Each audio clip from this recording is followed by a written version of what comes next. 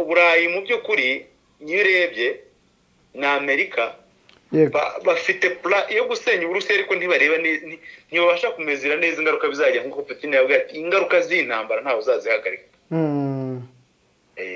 Biratuma nibura abantu babona neza ishusho y'intambara bimwe twavanga intambara hagati y'Uburusiya na Ukraine biva abantu babone ko intambara hagati y'Uburusiya na Leta Zunze Ubumwe za Amerika ndetse n'abambaye bayo.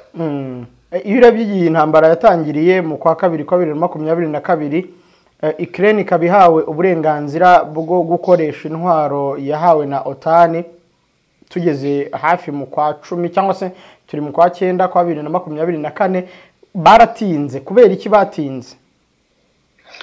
Bon mu byo navuga ko faze barimo cyangwa se nabo ko batekerezaga intambara byarabatunguye. Reka tugaruke inyuma mu mateka makeya. OTAN n'Uburusiya basanzwe bafitanye mateka kiwenda utunyuriyemo mu bijyanye n'amateka y'izi mpande zombi. Ubundi OTAN yashinzwe mu 1949. Putin rero arabivugaho iki ibi yo kuba Ukraine yahawe uburenganzira bwo kurasa ku butaka bw'Uburusiya ikoresheje zira ntwaro yahawe na OTAN? Putin aravuga iki? Mu mbwirwaruhame ntoya nabonye yavuze ngo mu ivuriro Everlife nahivurije umwijima mpivuriza n'iby'amabanga y'abashakanye bankoraho riraka n'abahanga pe. Nyuma yo kugira ikibazo cy'imisemburo mike bandangiye ivuriro Everlife ndarigana baramfasha icyo kibazo kirakemuka.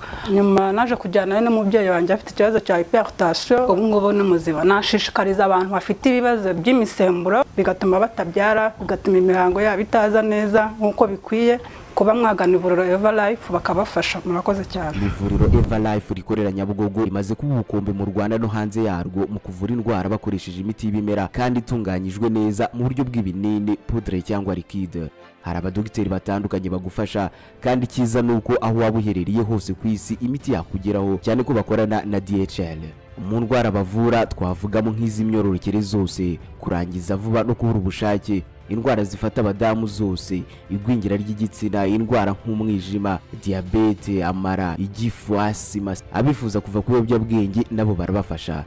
Ku bindi bisobanuro wahamagara cyangwa ukandikira muganga. Everlife, icyizere cy'ubuzima. Korea Automobile High Technology Limited. Izi ni inzobere mu bukanishi bw'imodoka zikorerwa muri Korea nka Kia na Hyundai. Zifashisha ikoranabuhanga rigezweho zigasuzuma ikinyabiziga abakanishi bakagikoraho rikaka. Niba kandi uri no ku rugendo imodoka yawe ikagira ikibazo, hamagara aba bahanga bakudepane aho kuyiha barupigapiga ngo bayangize kurushaho. Aha hari na piyesi zose z'imodoka zakorewe muri Korea, bakagira n'amavuta meza cyane yo mu bwoko bwa Kicks, yaba ya motera, ya boate na ya feri, atuma ubuzima bw'ikinyabiziga cyawe buramba. Batera imodoka igasubirana agaciro, bayoze gataha ari mutongoro. Namwe mutunze imodoka z'ubundi bwoko cyane cyane ubu bugezweho, ibanga no guhora ugisha inama muri Korea Automobile High Technology bakagukorera maintenance, imodoka igahora ari mu ryerye. Ni Gikondo hateganye neza na Paruwasi Gatolika ya Gikondo. Twongeye kubasuhuza, turabifuriza kugira weekend nziza badukurikiye kuri Primo Media Rwanda. Ngendi Jean de Dieu Karinijabo.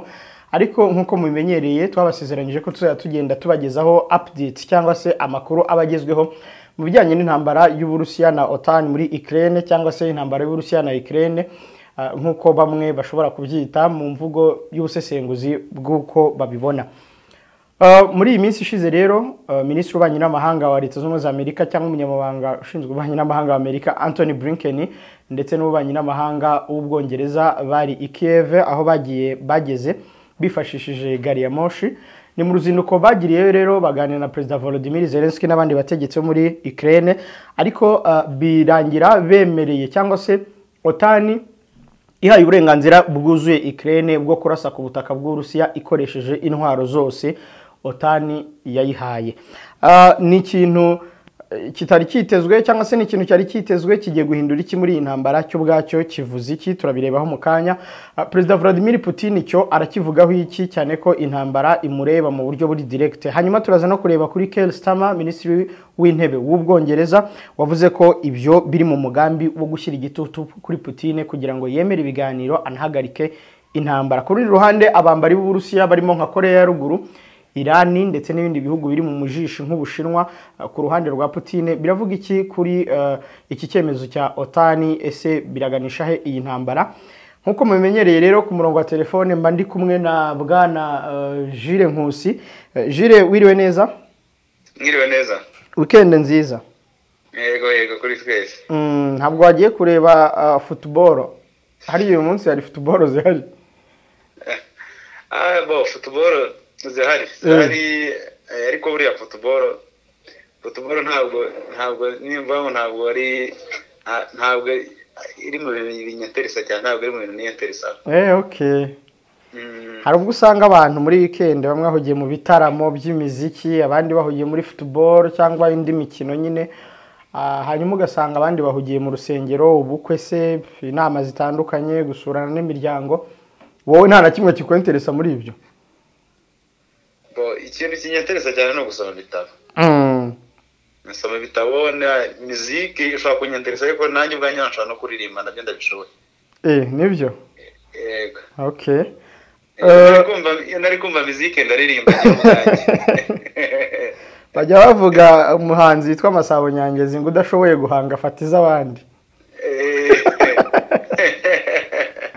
Nazo zikamususurutsa. Ya Jules, nari ntangiye mbivuga ko mu ruzinduko Anthony Blinken wa Amerika ndetse na mugenzi we Lamy w'Ubwongereza bagiriye i Kiev rusize bemereye igihugu cya Ukraine gukoresha uburenganzira bwose bwo gukoresha intwaro OTAN yahaye Ukraine. Ibi ngibi bivuze iki mbere na mbere? Urumva kuba bene ntoza yo gutanga green light yo kurasa intwaro zabo ku butaka bw'Uburusiya zikoreshejwe na Ukraine, navuga ko aribwo bigiye gutuma intambara igira igisobanuro kizima. Biratuma nibura abantu babona neza ishusho y'intambara. Bimwe twavuga ngo intambara hagati y'Uburusiya na Ukraine biva abantu babone ko intambara hagati y'Uburusiya na Leta Zunze Ubumwe za Amerika ndetse n'abambari bayo. Kandi navuga ko nabo kubyemera nta kindi bari ku gitutu cya Zelensky mbabwire ko ariho hawe umugambi wo kudimantora Uburusiya. Ni ukuvuga ngo rero buriya ni nko kubabwira ngo mumenye ko nimutamfasha bakansinda nzabivuga. Nabo rero ukwirengera bafite ni kuriya, nta kundi nyine byarangiye babyemeye. Ariko nanone usibye nabo buriya hari n'ibindi bihugu nk'Ubudage nabyo twabonye bifite indi migambi, ku buryo ibyagiye hagaragara n'ubundi imbere yaho inzego z'ubutasi z'Uburusiya kuwa mbere ubwo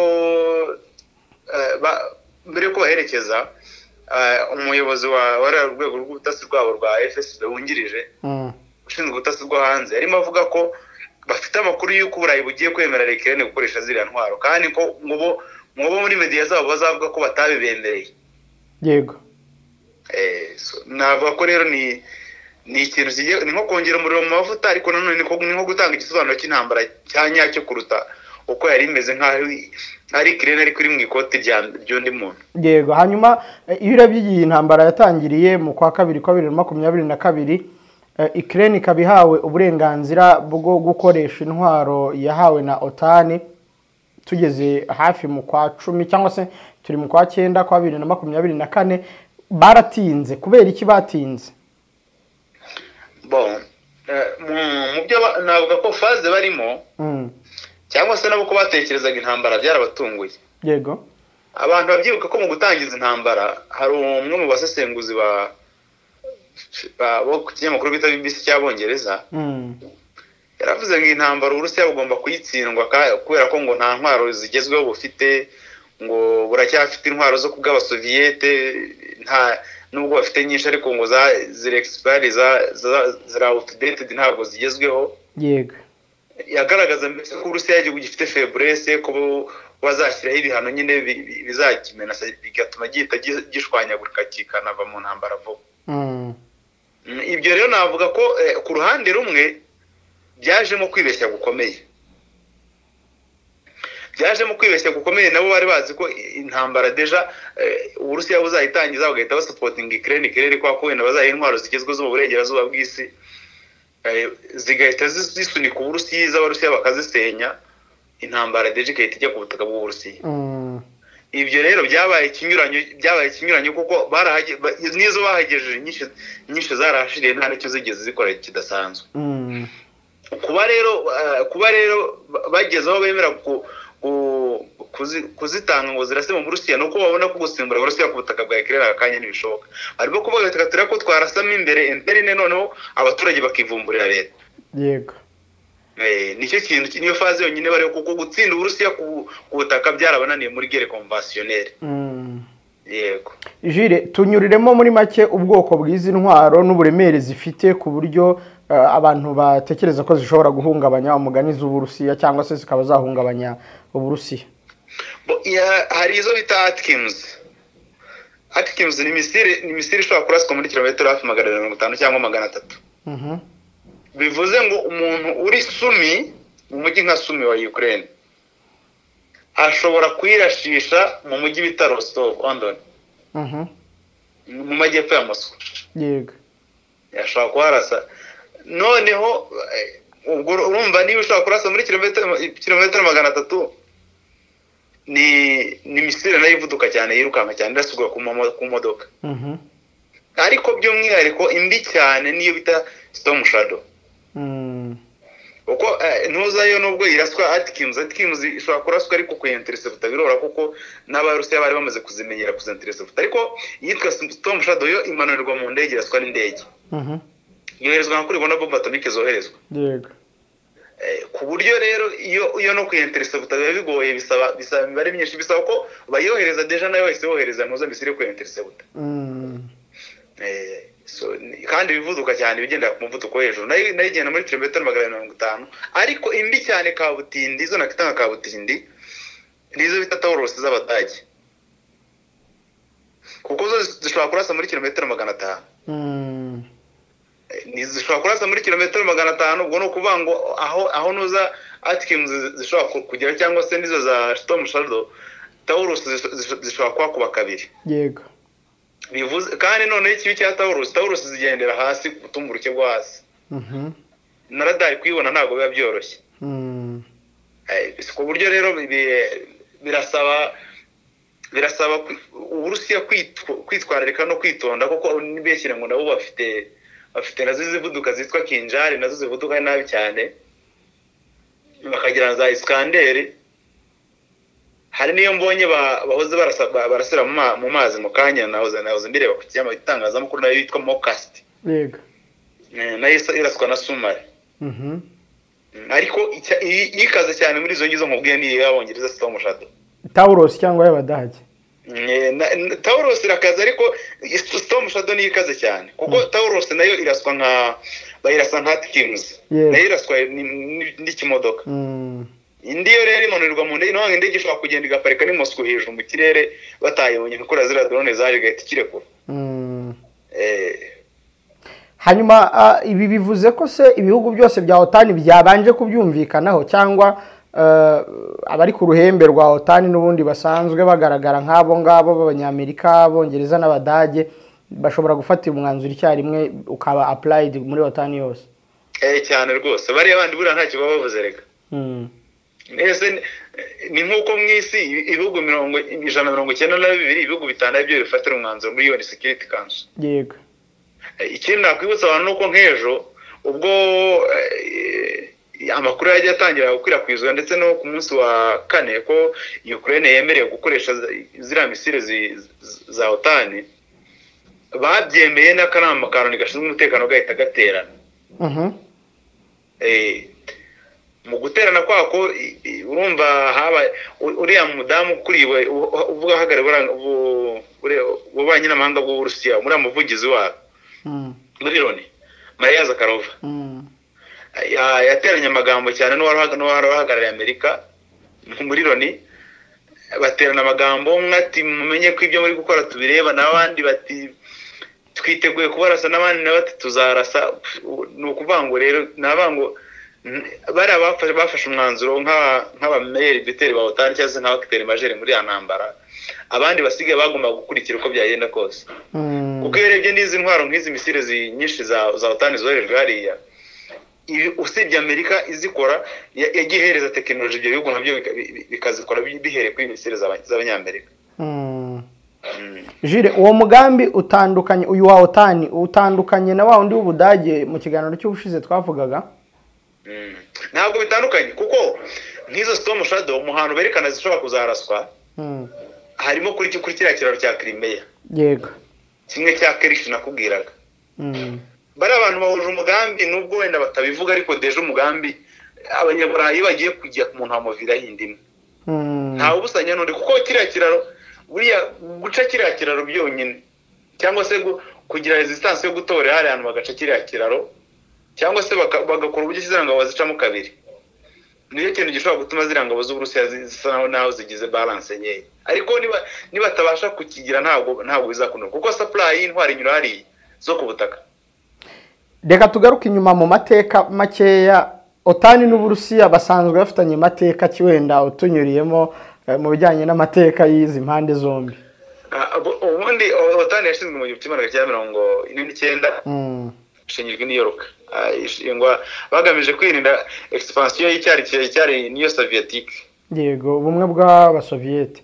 Yego, bimaze kuba mu mwaka w'1955 Abasoviete nabo bashinze cyitwa Pact de Varsovie.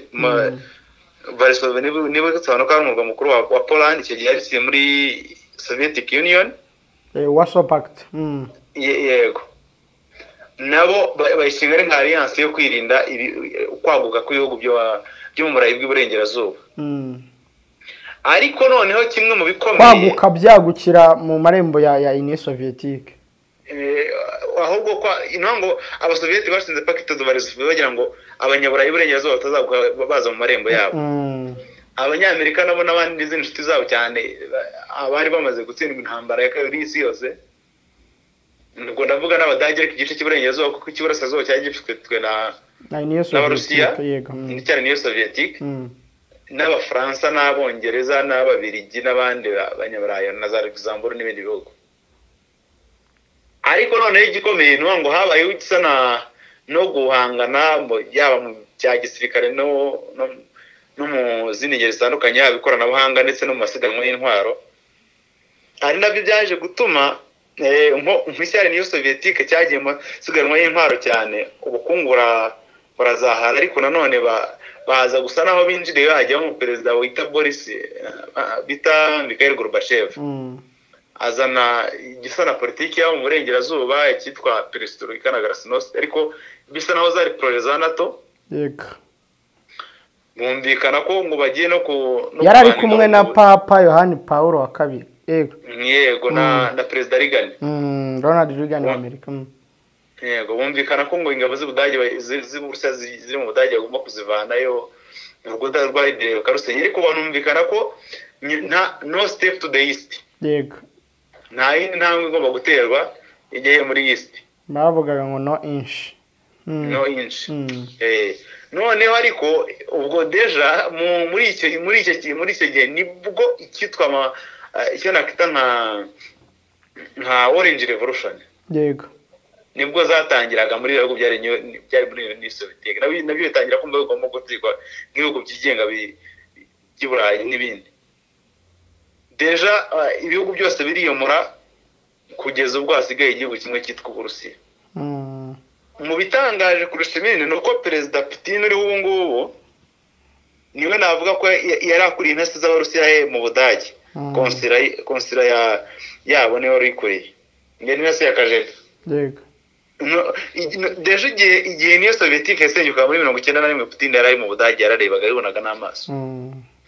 Ngo nabanzi rero igihe kirekire kuva icyo gihe kuko nyuma yaho Uburusiya barabudegaraze barabwinjirira ndetse n'ubukungu bwabo burazahara mbese gisa n'igihugu gitanga umurongo ariko nyuma kubw'amahirwe haza kuza umwe mu bantu wari ubazi cyane ari we perezida bafite ubu ngubu Putin mu 2000 asubiza igihugu ku murongo yubaka igisirikare ariko noneho yongera kuzamura n'igitinyiro ahangana na OTAN.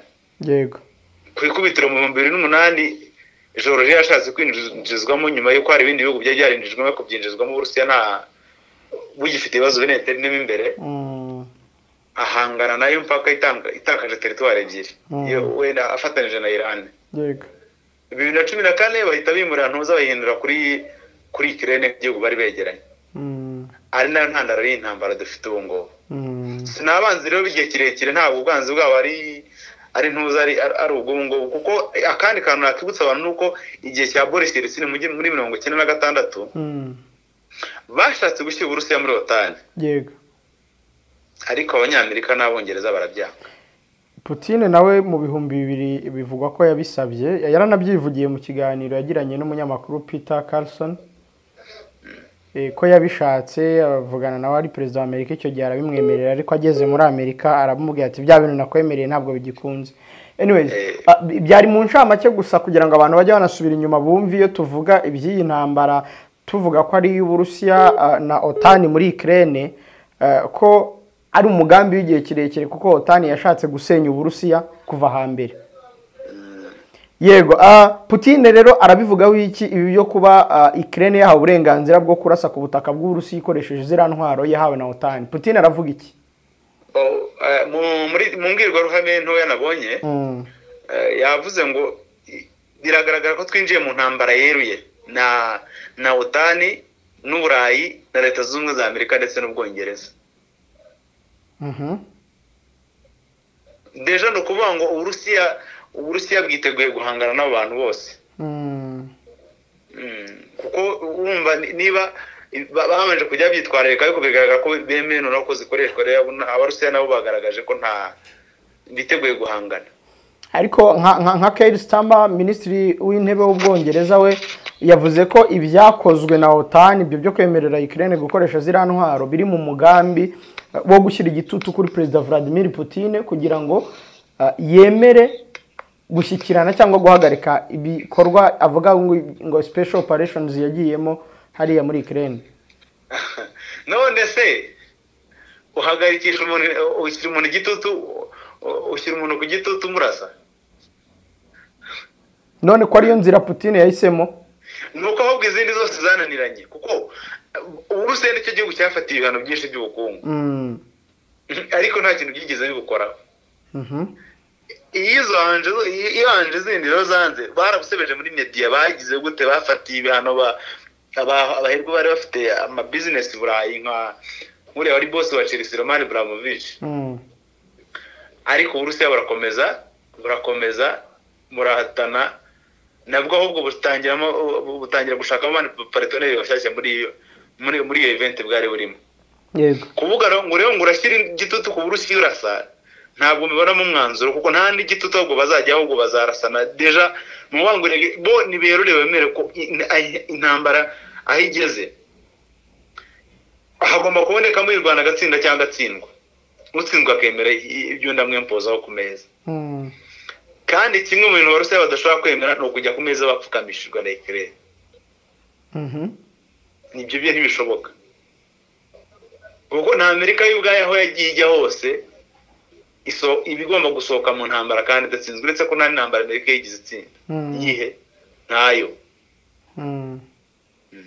Ntabwo rero wajya kubwira igihugu mu kijyangange kuriya ngo turimo kukotsaho igitutu wowe ucyotsaho igitutu urinde we ntiwakikotsa. Hari ibintu bavuga ukumva deja nta logique irimo. Hanyuma abo ni abambari ba Ukraine ariko ku rundi ruhande ngira ngo Putin n'Uburusiya nabo bafite abambari babo za Iran za Korea ya ruguru Ubushinwa.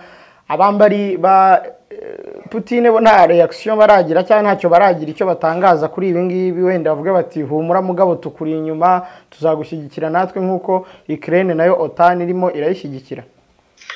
Deja nka Iran mu minsi ishize nibuza abantu ko yatwaye missile ballistique n'inkunga y'intwaro ariko mbere yaho akaba hajeyo iz'Abarusiya nazo tutazi ngo hari intege nyinshi z'Abarusiya zagiyeyo zipakiye ibiturika mu gihe biteguraga intambara na Israel zijya muri Iran.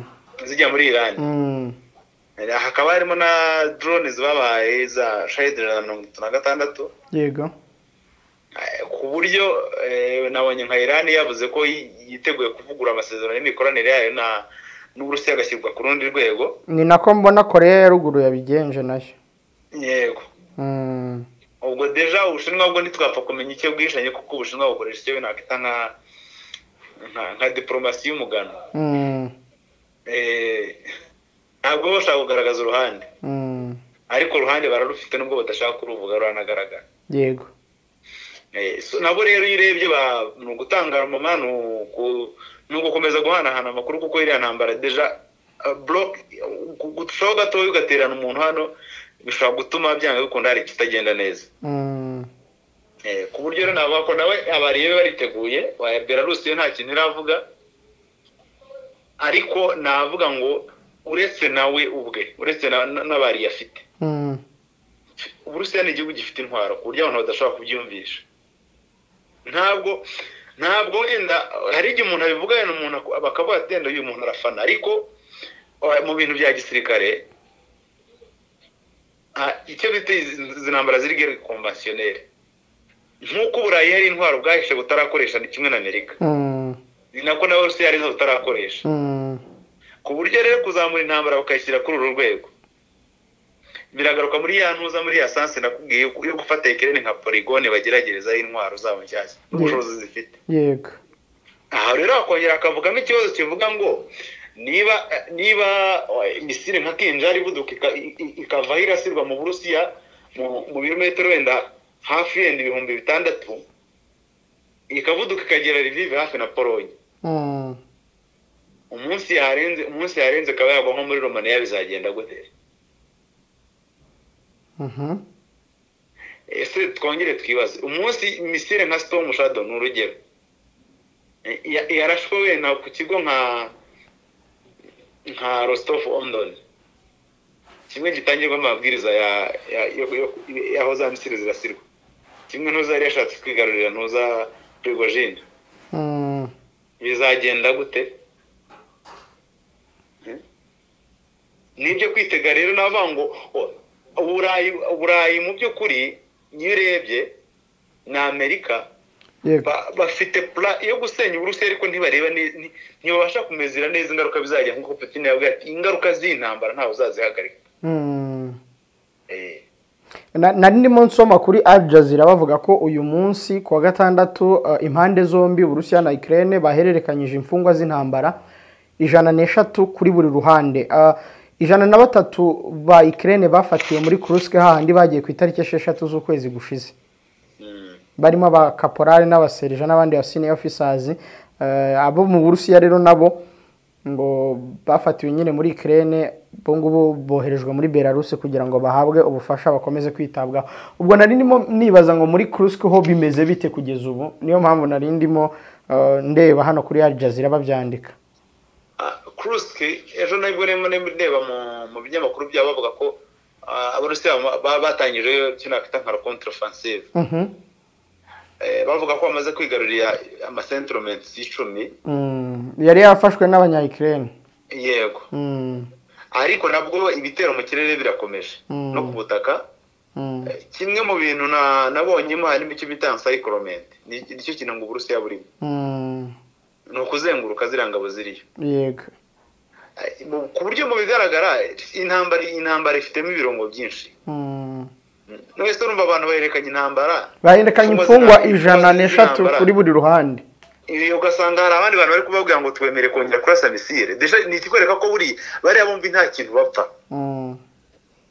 Nta kintu bapfa kubona n'abavandimwe, ariko ikibazo foreign intervention, ibibazo ibihugu by'amahanga kuza muri kiriya kibazo. Nibyo byanyira ikibazo ku meza, niyo mpamvu ubona Ukraine ntabwo ishobora kunegosiana na rimwe n'Uburusiya. N'Uburusiya baravuga ntabwo tuzanegosiana na Ukraine, tuzanegosiana na Amerika cyangwa n'Ubwongereza. Yego. Kuko deja nibo banyire ntambara. Ariko nanone navuga ngo uko bari kumamenyegeza umuriro barimo kuganisha ahantu habi. Kuko bamenye ko navuga ngo intambara ko zari zimeze mu myaka ishize zari intambara zo kohereza abantu ku mipaka, abasirikare ku mipaka bakarwana. Nibyo n'ubu turacyabibona, ariko nanone nubwo bihari ubu ngubu umuntu ashobora gukora misile akayikohereza atiriwe akoherereza umusirikare. Yego. Abanyamerika bafite amato y'amasumari yaba muri nyanja Pacifique ashobora kurasa mu gice giherereye mu Bushinwa. ariko bakagira n'imbogamizi ko nanone muri iyo Pacific Ocean nanone hari ibirwa bimwe na bimwe bigenzurwa n'Uburusiya birimo n'amasumari yabo arimo arme nucléaire. Yego. Hari izindi nanone ku gice gisa naho ari cya Alaska na hagati y'abana b'Uburusiya nyuma y'ikirwa cyitwa Diomede. Ni mayiro zeshashatu zonyine. Yego. Wakibaza ngo umuntu uzarasi umuntu w'ikihemera akoresha stomusha do kwirasa akayirasa ahantu ari strategic mu Burusiya niba uzahita bari kura misile muri Alaska. Ni ibintu byo gutekereza. Dufite abayobozi bamwe na bamwe wagira ngo niba nabango okay harimo abo utapfa kumenya ukuntu bitekereza ibintu cyangwa se batekereza ko batapfa, ariko ntabwo nkiga kwintambara n'umuntu yasiga amahoro. Ibyo kuvanga umuntu ngagutangwa agasenya intwaro ufite muri imisi biragoye. Biragoye niba inzego z'ubutasi zumviriza inama mbere y'uko iba nk'ubu bahaye uburenganzira bwo kurasa Ukraine misile za OTAN mu interne. Abarusiya bitangaza ku wa kane bavuga ko bari babizi. Deja ntumbaze ngo babibwiwe n'iki, ariko kimwe mu bintu nigeze nkubwira nuko buriya abaturage bahari benshi bahoze ari abakajebe kera. Yego. Abo rero nibigeze barekera gukorera Uburusiya n'ubwo bari no muri Ukraine akakanya. Abo nibo batanga amakuru. Jire turimo yego ku buryo nabango urwego bari kuzamura intambara barimo gutuma ejo dushobora kwisanga aho twisanze mu ntambara hagati y'isi yose, kandi noneho intwaro zari kuri ubu ngubu nabango kwa wari ukurimburana. Trump ejo bundi mu kiganiro yarabivuze ko abantu barimo bayisatira kurenza uko babitekereza. Hanyuma turi kugana ku musozo. Jire sinzi niba hari icyo wenda wakongeraho mbere yuko tusoza cyangwa icyo nakongeraho nuko iyo urebye statement za zura mu Prime Minister w'Ubwongereza Keir Starmer, yego, ukareba statement za Anthony Blinken, ubwo n'aba diplomate bakomeye ba bicyo nakita nka Western cyangwa se Burengerazuba, ukareba n'icyo Sergei Lavrov cyangwa se n'ura mudamu Maria Zakharova uhagarariye Urusiya muri Loni bivugaho. Nabonye na Dmitry Medvedev nawe yavuze yego. We no mu minsi ishize yigeze atangaza ko ngo umuntu uzaherera gufata Putin ngo agaciro ke kazahindurwa munsi y'ubusa. So urumva birakumvisha ko n'igihugu ngo gishobora gupanga gusenya Uburusiya nabwo bugifitiye imigambi, kandi abantu bagatekereza ko buriya kuvuga ngo igihugu ni icya kabiri mu bya gisirikare ntabwo kiba ranked ngo kijye kuri urwo rwego kitabimerita, ntabwo bishoboka. Hari nuclear arsenal ziri Kaliningrad nubwo Ubudage babwikanancura buriya kurasa Europe byari nko kuzimya buji. Yego. Ntabwo rero buriya abanyaburayi bajya babitekereza ko Amerika n'Uburusiya bigiye kurwana. Mpamya ko ubwo twaba turi ku ndunduro iyi gisirikare ko mbivuga. Kuko nukurimburana ntawavanga ngiye ngo nzasigara ngo ngiye ngo nzirinda reka. Yeah. Jire reka tugushimire cyane, tukwifurize kugira weekend nziza. Nanjye nabashimye navango ni katwitege byinshi no gukomeza kubikurikirana ko navango ni nk'ikise ni nk'umuriro uri kongerwamo ubuto. Jire Nkusi urakoze cyane. Nanjye ndabashimiye. Urakoze. Harakoze cyane Jire Nkusi, mwakoze namwe abari badukurikiye ngira ngo twagerageje kubinyuramo gake ubwo tugenda tubaha update kuri iyi ntambara uko amakuru mashya azajya agenda aza. Jire aba yiteguye kudufasha kuyasesengura ndetse no kugira agakeregeshwa yongeraho. Ngenera Jean de Dieu kandi nijabo reka mbashimire kwa mwari mudukurikiye. Bye. Kimwe mu bintu birimo kuvugwaho cyane ku isi muri iyi minsi ni izamuka ry'ibiciro by'ibikomoka kuri petrol. Iyo igiciro cya essence na mazutu kizamutse nta kindi giciro kitazamuka kuva ku rusenda kugera ku mashini zikora izindi mashini. Ingaruka zabyo twese ziraturya. Twese tuzi kurondereza amafaranga, tukarondereza ibiribwa, ariko ni gute tutarondereza ibicanwa nka essence na mazutu? Uretse gato, uri umumotari utwara abagenzi muri bus cyangwa se ufite imodoka yawe ariko ntabwo uzi X-Caps. Ni ibinini bishyirwa muri reservoir ya moto cyangwa se imodoka bigatuma inywa essence cyangwa se mazutu nke ikagira ingufu nyinshi kandi ikagabanya ibyotsi yasohoraga kubera ko ibi binini bigabanya ingano ya dioxide de carbone muri essence cyangwa muri mazutu ibihita birengera ibidukikije. by'umwihariko kuri moto ikinini kimwe ugishyira muri reservoir mbere yo gushyiramo essence kikagabanya 22% kuri essence moto yawe yanywaga. Ni ibinini biri mu moko menshi kuva kubishyirwa mu tumuto duto kugera ku mashini za rutura zihinga n'izikora imihanda n'iziterura ibiremereye. Ni ibinini bikorwa n'ikigo cy'abanyamerika cyitwa MPG Extreme. Hamagara 07 88 33 82 47.